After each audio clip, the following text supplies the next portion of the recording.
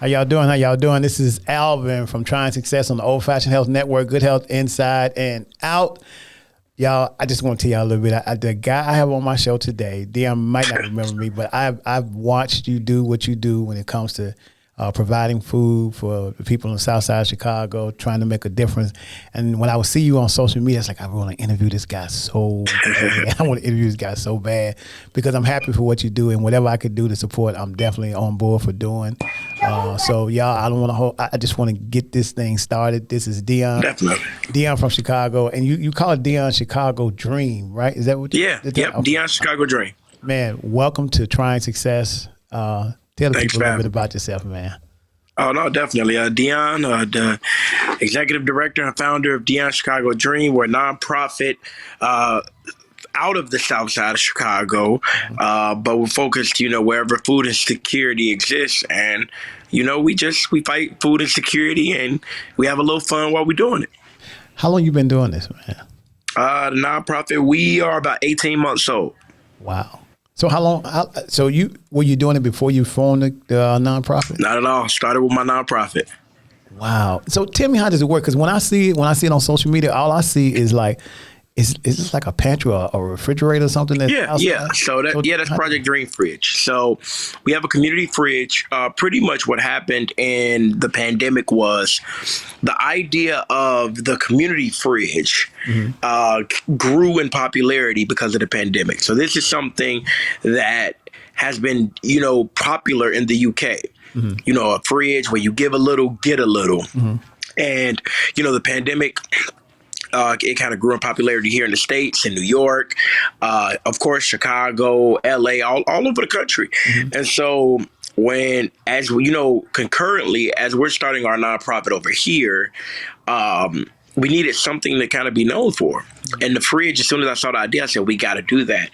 And, it's a free fridge. We stock it every single day, every weekday with brand new fruits, vegetables, and water. We don't take any donated food. We don't give people leftovers or stuff that's been picked over. We don't, give them cans of old stuff.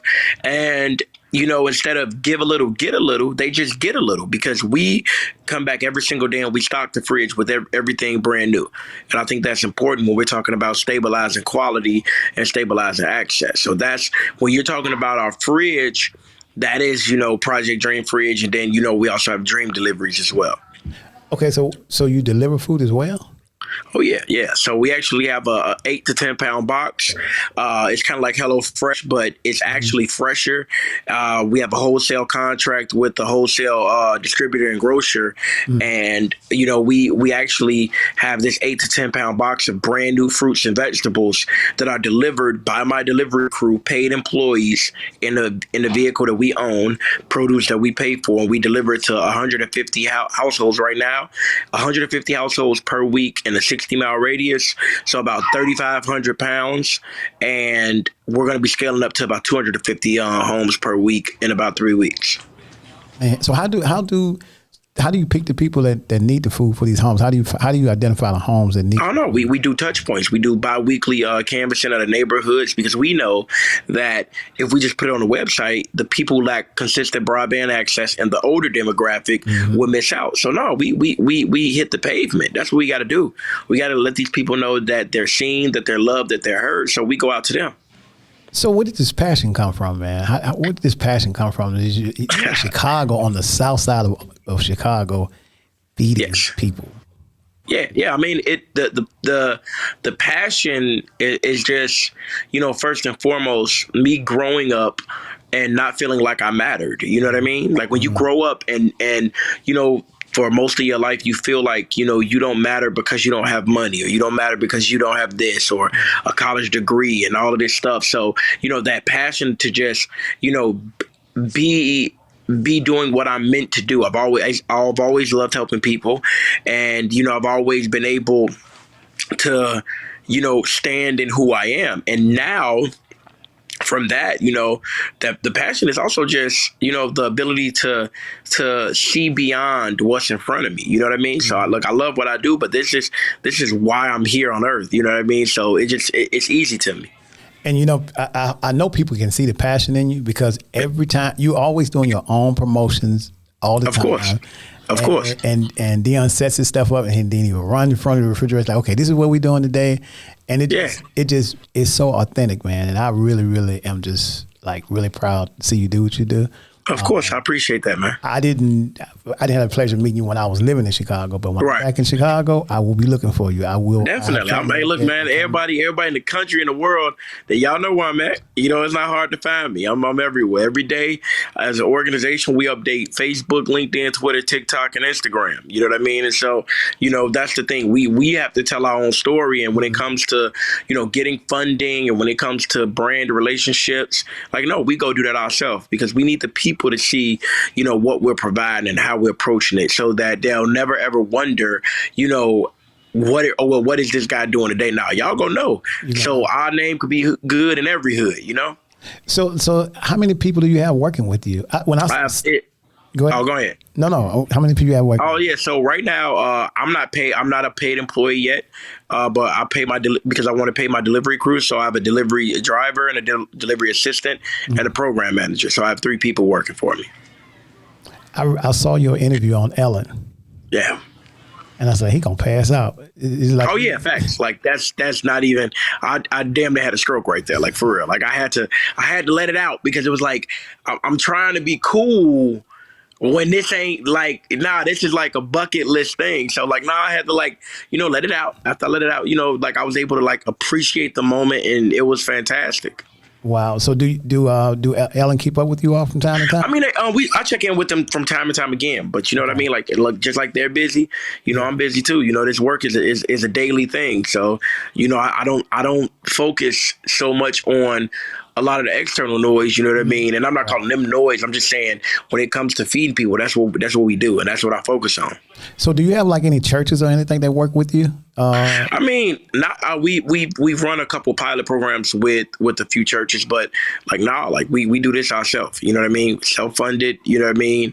Through donations from the public. You know, and you know, our first full year last year, we was able to bring in a little bit more than $275,000, and from there, we only spent about 16 to 17% on the overhead. Everything else went back to purchasing brand new fresh produce for people all around the city. You know, it's a big difference when you're donating food and you have food that, of course. So when people give you donated food, like me working with Kids or Chefs, which I don't know if you've seen it, but so working with Kids or Chefs, when we've had food for the kids to prepare and people donate you food, it's not the same thing as fresh food. At all. It's not the same. Yeah, that donated food has an expiration date. It's like, you know, I appreciate it, but you know, and I like the way you're doing it. You're doing it fresh. You giving to people what you would eat yourself. Of course, and not just that, but it's about, you know, teaching our people that they can feel like they deserve that. Mm-hmm. You know what I mean? I understand. Right. You should appreciate if somebody, man, to hell with that. You know what I mean? Right. I treat it because, you know, for years, my mom struggled with substance abuse, and I saw people look at and treat my mom as less than. And so, you know, I come into this work humble and honored to do it, and always willing to, you know, meet that line of integrity to make sure that I never short at my people. You know what I mean? Even, you know, in a time where our country was most divided and, you know, was the most violent, you know, the Black Panther Party was able to establish a feeding program that, you know, changed how you feel, like what you think is possible. Mm-hmm. You know what I mean? And so for me, that is the goal, is for this thing to continue to transcend anything negative, to just always be looked at an asset for the community all around Chicago, and eventually, you know, in other cities in the U.S. So do you have siblings? Yes, I'm the youngest of 4 boys. The youngest, and you're the youngest of 4 boys, and you feed like thousands of people on the south side of Chicago. Facts. So do you ever have any people ever come back to you and tell you, like, thank you so much for what you're doing. You're making a difference in my life. I appreciate what you do. Oh, of course. Of course. I mean, but that's the thing. It's not about, you know, have I ever, because I'm there every day. You know what I mean? That's the key. You know what I mean? So you hear these stories and you appreciate. You know, I have a handwritten card on my fridge, and I have a big giant Christmas card that everybody in the neighborhood signed. And so when we're talking about, you know, that comes with it, with how often you do it. Right. You know what I mean? There's victory in every single day. What is it that you need that would help your organization progress further? I think it would just be awareness. I think we have a really good ability to stick with people because they see the quality that we bring to everything that we're doing. So when you're talking about not necessarily just a nonprofit, but a business, you look for that type of quality or that type of value that you hold dear. So for some people, when they go into Walmart, what they look for is a clean store. You know what I mean? Right. Another person might look for their favorite, brand of products. You know what I mean? Right. Another person might, look for, great customer service. And so when we're talking about a business and a nonprofit, we have, a great product and programming. We have a commitment to quality. We have a track record of, day in and day out, consistent operation. We have organic movement in real life as far as impact and inorganic social media impact and influence. We're the number one nonprofit on TikTok. So, when it comes to what we need is just, I just need more days to put numbers up. You know what I mean? Like I'm honored to wake up and do what I love. And so because of that, I don't look at it from a what else do we need? Nah, listen, as long as, I draw breath, I'm going, 100 miles per hour to the paint. You know what I mean? So you're just looking for more people to feed. Yeah, more people to feed and more people, on social media to keep sharing it. Share it, join the movement. That's why I tell people, when they join or when they donate or whatever, they're a dream teamer because that's what this is. This movement is nothing without all of us. Not me, right. You know what I mean? Not just me, but everybody, because a lot of our ability to get to this point has been people might not have had money, but they knew somebody and we introduced them, then we here, then we there. So that's the thing, man. It's about being a part of something that's greater than yourself. Man, you are so passionate about this. It's like, man, it sounds like he's about to be a minister. Like you trying to preach. You're preaching us to the table. I was like, where you go to church at? Where you go to church at there? So. Man, I grew up at a church, even Stone 59th, right off the Damon. So. You know where I used to go to church when I was living there? What? At Fellowship. Oh, okay, yeah, Fellowship. Right around the corner from you at 45th and Princeton. Oh yeah, I know. That's one of the churches I did. I did my pilot program with actually, so I'm very familiar with Fellowship. They're early supporters. Yeah. Wow. Man. Yeah. I am so proud of you, man. I'm proud and so honored to get a chance to interview you. I was like, I appreciate this man because he in front. You out there every day. Every day. In the cold, saying, okay, y'all, come by. And you just, man, I want as many people that see this now. Tell people how they can either donate, because I think I saw a GoFundMe thing that you're doing now. Yeah, no. We our fundraiser's on our website. Okay. So we to donate, I would encourage people, it's just like a Netflix subscription. Mm-hmm. I give my organization $25 a month because that stability in the reoccurring donations actually allow us to do what we do. Okay. They can go to www.Dions Chicago Dream, DIONS ChicagoDream.com. Okay. Read about what we're doing, click donate, select reoccurring if you can for whatever amount. Our first donation, I'll never forget our first recurring donation was $5. You know what I mean? And it meant so much. It meant so much to me because, when no matter what, whenever anybody clicks that reoccurring box, that means that they believe in the impact that you have. Right. And what you saw actually was our fundraiser for this year. This is the first time we've ever done a major fundraiser. And, most nonprofits, they do a lot of their fundraising at the end of the year. Right. You know what I mean? Right. But for me, I look at it a little different. I look at it and I say, hey, if I brought in 100,000 between January and November, and then we get to December, and I do like an end of year campaign. If I bring in another 100,000 on paper, it's going to look like I'm a $200,000 organization, but those numbers are fudged a little bit. Right. You know what I mean? Right. So I said, you know what I'm going to do? I said, we're going to hold our first major fundraiser, and we're going to do it in January when nobody else is fundraising to show the strength of our movement. And so, we started our fundraising for the month of January on New Year's. And it was for $250,000, and so we got about 5 more days, and we're at $233,000 right now. When it comes to this movement, just to break down how important that is, the average nonprofit of the every 100 that start within their first year, 50 of them don't make it, if not more. Yep. Now we're in a pandemic, so those numbers are even worse. Yep. But then when we're talking about cash positive, most nonprofits aren't cash positive until year 5. Right. And you don't see a lot of first or second year nonprofits raising $250,000. Right.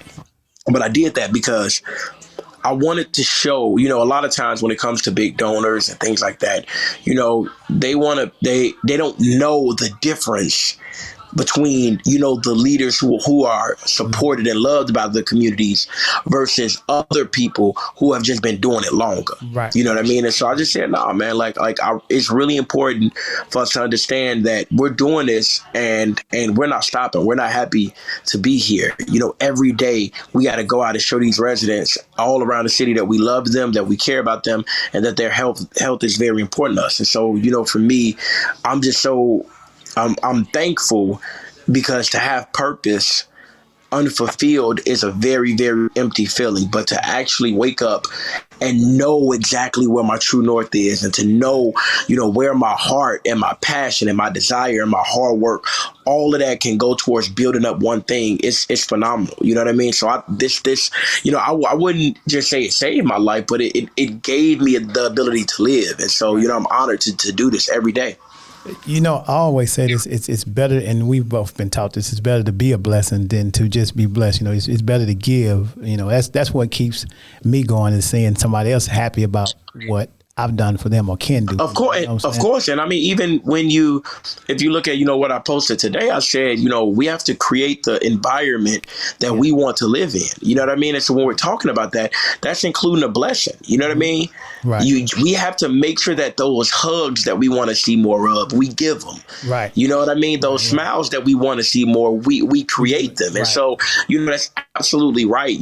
Like you take out the word blessing and you put in anything else and it's the same. You know what I mean? And that's what I never understood. Or I've heard, it's great to inspire. You know what I mean? Right. But when you really, really walking in your purpose, it's different and it feels good. You feel untouchable. You know what I mean? Right. Every day is not about money. It's not about this. It's just about waking up and just putting numbers on the board and dropping 50 and just saying like, man, look, I told them, and I said again, like, when it comes to this nonprofit work, I'm bringing that Lil Wayne energy, man. Like every time you see, my name somewhere, you're going to know it's integrity there and it's hard work there every single time. Yeah, because you definitely, I from what I can tell, it is all about how many miles I can feed. That's it. That's it. And how consistently we can do it. We're not just there for one time. We're not just there to say, hey, look at us. No, we there. Right. You know what I mean? Yeah. In the cold and in the snow. Listen, I tell people, listen, if it's cold, if it's a holiday, it don't matter. If it's a weekday, we rocking. We rocking. Yeah, you definitely be there now. So let me ask you one other thing, and then I won't hold you any longer. I have to tell you, I really, really, really, really appreciate you being on the podcast. And whenever you, of course, I appreciate y'all. You come by the studio, Got you, of course. But let me ask you this: you were in the military also, right? Of course, in the Navy. Okay. First, I want to tell you thank you for all that you do and all that you've done. So you were in the Navy, and then after you got out of the Navy, you got into this particular line of work, being a philanthropist, or you. Oh God, no, man. God, no. My path was a little rockier, man. The funny thing is I was homeless before I went in the Navy, and it was a moment after the Navy I was homeless. I was sleeping in my car. Really? Yeah. So I've hit. I know what the bottom was for Dion. You know what I mean? And my mom getting diagnosed with kidney cancer, and struggling with PTSD, figuring it out. So yeah, that's the beautiful thing. That's why I know what a bad day is. Mm-hmm. And the only bad day I've ever had in my life was when I heard that my mom had cancer. When the doctor said that was a bad day. Everything else, I'm okay. It might be a moment here and there, but there's no bad days, man. Wow. So you went from homeless to helping the homeless. Helping everybody. Yeah, helping everybody. Because, the thing about people not having food, everybody that don't have food don't necessarily mean they're homeless. Yeah, no, it's everywhere. That's what we deliver. We deliver to their doors. So, we deliver. My delivery crew delivers in a 60-mile radius, all in the north. We go as far north as Evanston. You go all the way to Evanston? Yeah, my delivery crew. Yeah, they paid. Man, I wish people can understand. So those of you that live in Atlanta, so where he's talking about from where he lives on the south side, and where you are on 50 something or 70? Yeah, we on Garfield. So our delivery crew goes as far north as Evanston, as far west as Melrose Park, and as far south as West Pullman. Anybody live in Atlanta, if you can just gauge, that is like living downtown, going out to Alpharetta. So and I don't know if you've ever been to Atlanta, but they can understand that that's far reaching. Yeah. And the thing about it, Evanston is a pretty good affluent area. Yeah. So we have it's families that are food insecure. So yeah, so right now, as of about the second or third weekend in February, we'll be at about 5,500 pounds per week of brand new produce all around us. Wow. Dion, you got a home here whenever you want to, if you got something going on. Oh, man, listen, I'm going to come through. I'm definitely going to bless the studio, man. Thank you guys so much for reaching out. And anytime you're in Chicago, let me know. We go get a bite to eat it. We can chop it up. I will, man. I will. And anytime you need something, anything you want to, just call. You got my information. I got you. All right. Thanks, Dion. Appreciate you, All man. right. Keep doing what you're doing. Stay warm and keep being blessed and stay safe. Definitely. Likewise, man. Thank you guys for everything you're doing. No worries. Have a good one. All right. Talk soon. All right.